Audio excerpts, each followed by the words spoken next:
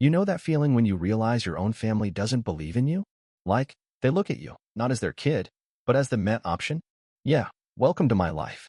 What's up, Reddit? I'm Liam, 28, and this is the story of how my dad, Robert, decided my future wasn't worth investing in because he thought my cousin Tyler was the second coming of Einstein. Spoiler alert, Tyler wasn't. Now, growing up, I wasn't a straight-A prodigy or some sports superstar. I was just solid. Good grades, decent at soccer, kept my head down, did what I had to do. But in Robert's world, being good wasn't good enough, not when Aunt Susan's kid was around. See, Tyler was the golden boy. The gifted one. The kid who got a standing ovation for breathing correctly. Every family gathering turned into the Tyler show. Tyler's in the advanced program. Tyler's teacher says he's Ivy League material. Tyler built a robot out of Legos. Meanwhile, I'd quietly mention making the honor roll, and Robert would hit me with, "That's nice. Did you hear Tyler won another science fair?" Yeah, that was my childhood. But whatever, I wasn't bitter. Not at first. I figured, hey, some parents are just louder about other people's kids. As long as Robert had my back when it mattered, we were cool. Turns out, he didn't. Senior year rolls around, and I'm grinding. Balancing school, a part-time job, and saving every penny because college isn't cheap. I get accepted into a solid state university, not Ivy League, but a damn good school. I come home, acceptance letter in hand, expecting at least a well done, son. Robert barely looks up from his newspaper. That's great, Liam. But how do you plan to pay for it? I blinked. I thought you'd help. You've been saving for college since I was a kid, right? That's when he hit me with it, the sentence that's been burned into my brain ever since. Liam, I had to make a choice. Tyler got into Yale. Susan couldn't afford it, so I loaned her your college fund. I swear, for a second, I thought he was joking. Like, haha, funny dad moment. But no, he was dead serious. Stone-faced. Like he just told me, we were out of milk. He loaned my future to Aunt Susan so Tyler could go play Ivy League genius. I remember asking, what about me? And Robert shrugged, like I was asking for gas money, not a college education. You're smart. You'll figure it out. That was it. Conversation over. No backup plan. No apology. Just deal with it. And that, Reddit, was the moment I realized I wasn't Robert's son.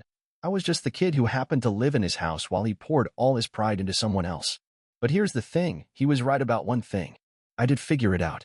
So there I was, 18 years old, standing in the living room, watching Robert sip his coffee like he hadn't just nuked my future. No college fund. No backup. Just a "you'll figure it out, champ," and a pat on the back. I never got. Let me tell you, Reddit, nothing humbles you faster than realizing your dad thinks your cousin is a better investment than his kid. But hey, if Robert wanted to bet against me, fine. I wasn't going to sit around sulking while Tyler played Ivy League Prince with my money.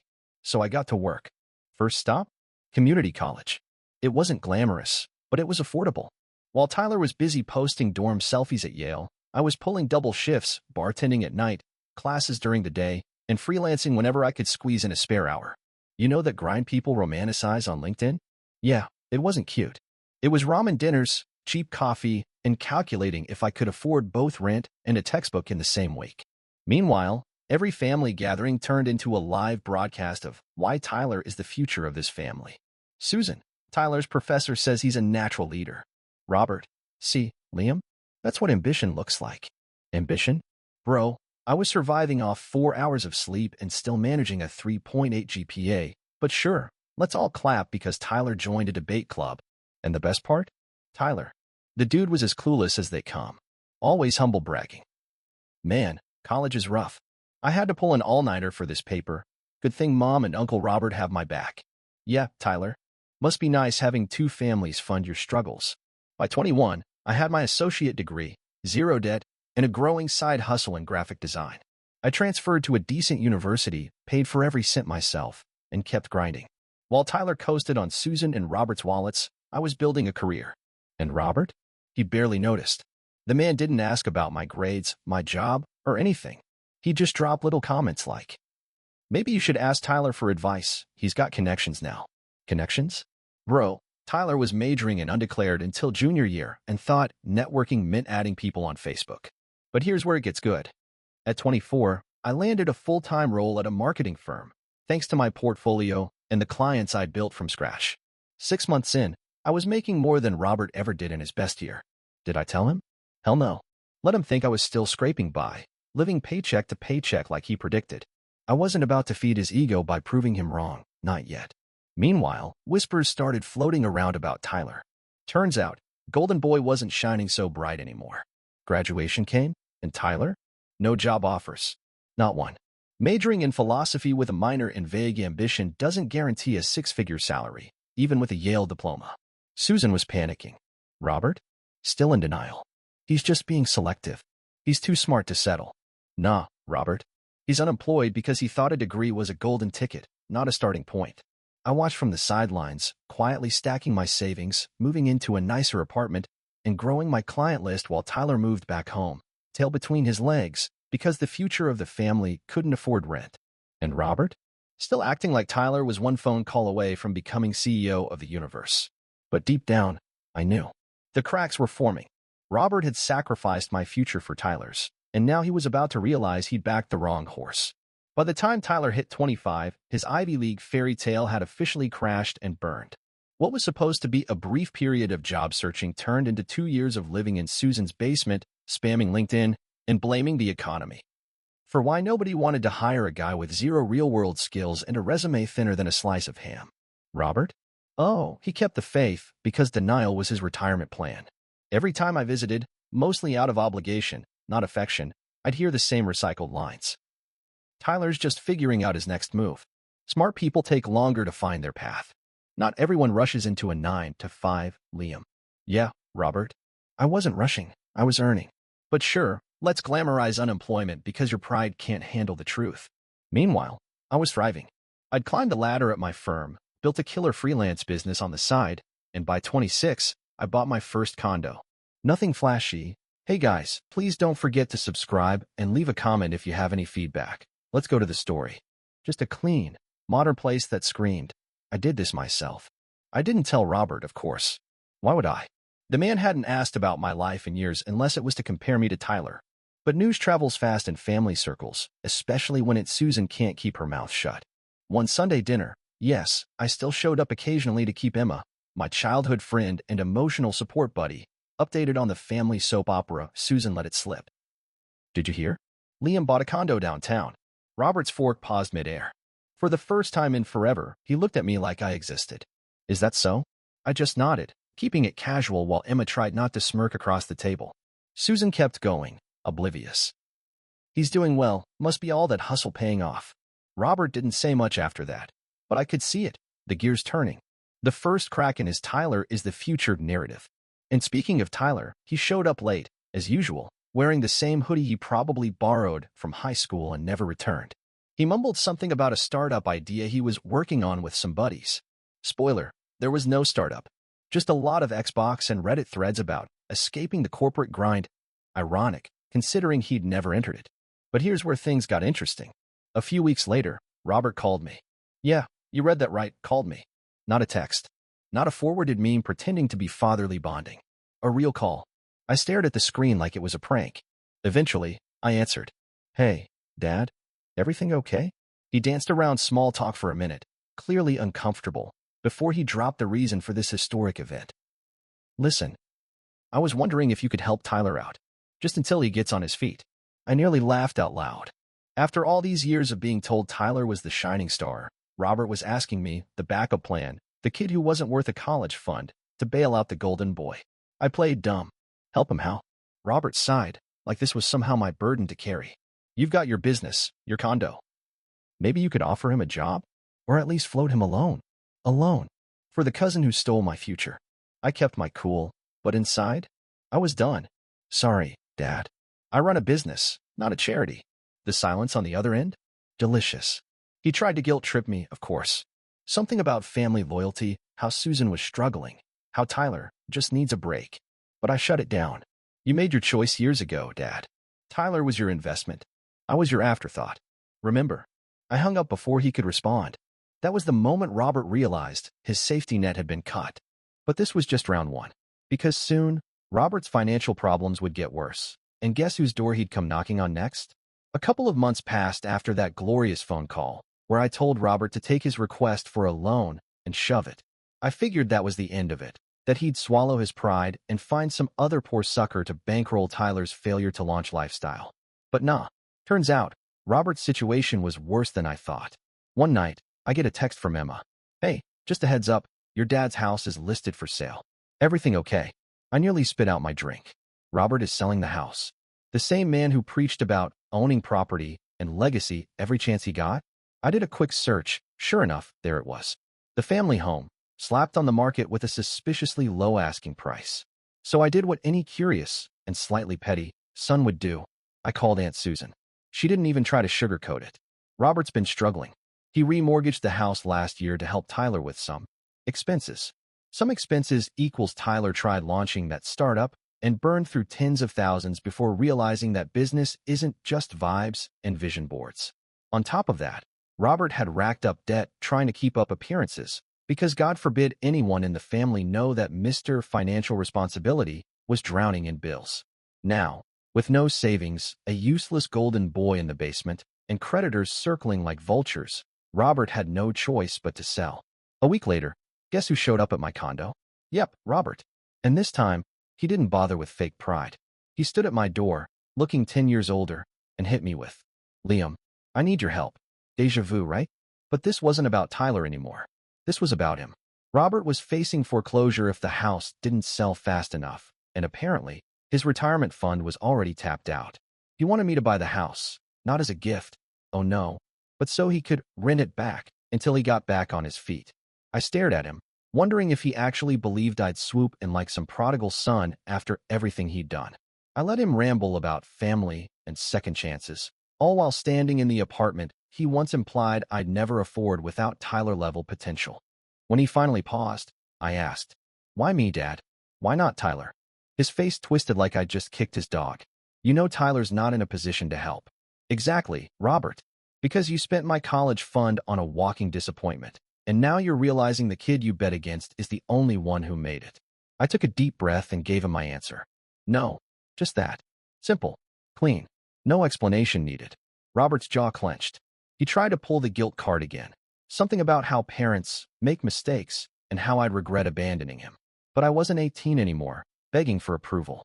I was 28, debt-free, successful, and finally in control. I closed the door while he was mid-sentence. That was the last time I spoke to him. A month later, Emma sent me a picture, Robert's house with a big, bold foreclosed notice slapped on the door. Tyler, still unemployed, still blaming the world. Susan, moved in with a friend across town after selling off whatever she could. And me? I was sitting in my condo, sipping coffee, knowing that karma doesn't need help, it just needs time. After Robert's house officially hit foreclosure status, it was like he vanished. No calls, no texts, not even a passive-aggressive email. It's like the man who spent years reminding me I wasn't good enough finally realized I didn't care anymore. And that silence? Man, it was beautiful. Tyler? Oh, he tried to reach out once. Sent me a half-hearted message on Facebook. "Hey man, rough times. Any chance you know of job openings? LOL. Yeah, Tyler. LOL indeed." I left him on read. Because here's the thing. When people show you who they are, believe them. Tyler wasn't reaching out because he respected me. He was reaching out because the gravy train had dried up, and he thought I'd be dumb enough to toss him a lifeline. Meanwhile, I wasn't just surviving, I was thriving. 6 months after Robert's disappearance act, I landed a promotion that doubled my income. My side business. Booming. I upgraded from my condo to a sleek townhouse with an office. Because yeah, working from your couch gets old when you're building an empire. And the best part? I did it without anyone's help. No college fund. No daddy bailouts. No family name opens doors. Just pure hustle, grit, and a mental playlist of every time Robert told me Tyler was destined for greatness, while I was destined for mediocrity. Sometimes I'd run into extended family, cousins, old neighbors, and they'd give me that look. The "we heard what happened" look. A few even try to play peacemaker. "Have you talked to your dad? He's still your father. Tyler's had a rough go. Maybe you could extend an olive branch." Nah, I was fresh out of olive branches and sympathy. What nobody seemed to get was that I didn't need an apology. I didn't want closure. I just wanted distance. Distance from the people who saw me as a backup plan until they needed me to be a safety net. But Emma? She got it. She was there through all of it, the late nights, the side hustles, the quiet victories I never shared with my family because I knew they didn't care. "One night over drinks?" she asked. Do you ever wonder what would have happened if your dad supported you? I thought about it, and honestly, I probably wouldn't be where I am now. If Robert had handed me that college fund, maybe I would have taken a safer path. Maybe I'd be sitting in some average job, still waiting for his approval. But being forced to bet on myself? That made me unstoppable. So yeah, weirdly enough, I was grateful. Not to Robert, but to the situation. Because nothing fuels success like being told you'll never have it. As for Robert and Tyler, last I heard, Robert was renting a tiny apartment 2 towns over, living off whatever scraps he had left. Tyler? Still job hunting, which I'm pretty sure is code for mooching off whoever's couch he landed on. And me? I was planning a vacation to Europe, first class, fully paid, because when you build your own life, you don't need permission to enjoy it. But the real victory wasn't the money or the lifestyle. It was knowing I'd become everything Robert said I couldn't without him. Just when I thought I was done, like fully done. Guess who decided to pop back into my life after over a year of radio silence? Yep, Robert. It started with an email. Not a call. Not a visit. An email, because when you burn every bridge, even guilt trips get sent digitally. Subject line. Let's talk. Bro, I almost deleted it on sight, but curiosity got me. Inside was a long-winded sob story about reflecting on past mistakes, how life had been challenging, and of course, the kicker. Despite everything, Liam, we're still family. I could use your support right now. Translation? I'm broke, alone, and hoping you're still desperate enough for my approval to save me. I stared at that email for a good minute, thinking about all those years, every time he chose Tyler, every time he dismissed me, every time he acted like I was just the background character in the Tyler Chronicles.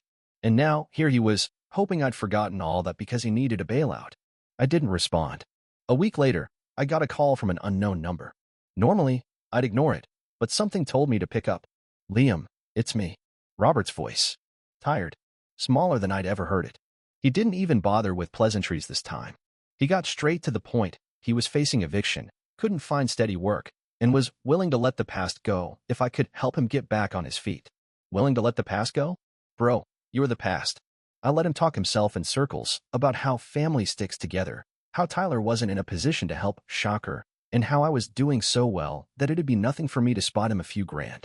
When he finally paused, waiting for me to play the dutiful son, I hit him with the same energy he gave me at 18. You'll figure it out, Dad. You're smart, right? Silence. I could practically hear his pride shattering on the other end of the line. He tried one last desperate plea. Liam, please.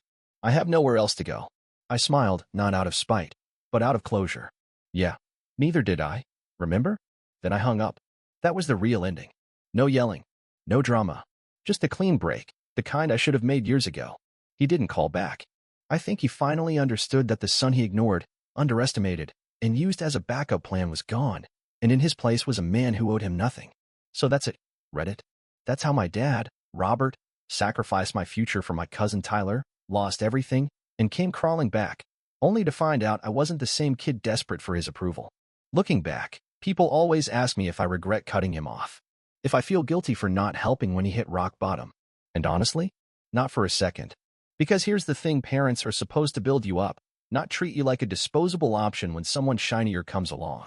Robert didn't just make a mistake. He made a choice, over and over again, to show me exactly where I stood. He taught me a lesson, all right? Not about family, but about self-worth. I learned that sometimes, being the underdog is the best thing that can happen to you. When no one's cheering for you, you start cheering for yourself, and that's when you get dangerous. If Robert had supported me, maybe I would have played it safe. Maybe I'd still be chasing his approval, living a life designed to make him proud. But instead, I built something for myself. No strings attached. No debts owed. As for Robert and Tyler, last I heard, Robert was couch surfing with some distant relative, and Tyler's still figuring things out at almost 30. Guess being the golden boy doesn't pay the bills forever. And me? I'm planning my next move, because success isn't a destination, it's just freedom to choose your path. So yeah, in a weird way, I'm thankful. Robert betting against me was the best motivation I ever got.